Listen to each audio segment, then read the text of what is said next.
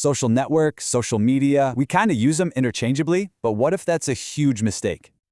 So let's start with a big question. What if you actually owned the place where you connect online? So yeah, we say social media, social network, like they're the same thing. They're really not.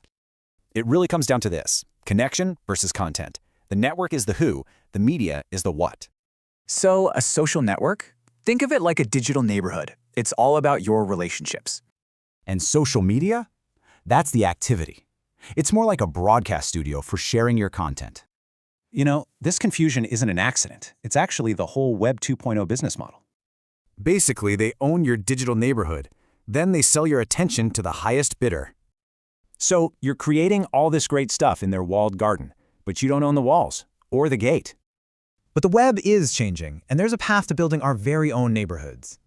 I mean, just look at this journey. We went from just being consumers to actually owning our own networks. And that brings us to Web 4.0. It's a whole new internet where you're the one in charge. Web 4.0 is all about a few key ideas that put the power right back in your hands. So here's the big shift. It's going from their platform to your network. What this means is your community, your data, your rules. It's finally all yours. Okay, so this sounds amazing, right? But how does a normal person actually do this? Well, new tools are making it possible. AI is turning this whole idea into a reality for anyone. Get this. What if you could launch your own independent social network in just 30 seconds?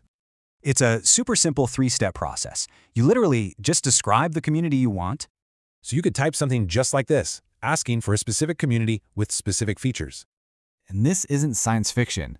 Tools like these are already making this happen right now. This is the real game changer, a shift from platforms that monetize you to platforms that actually serve you.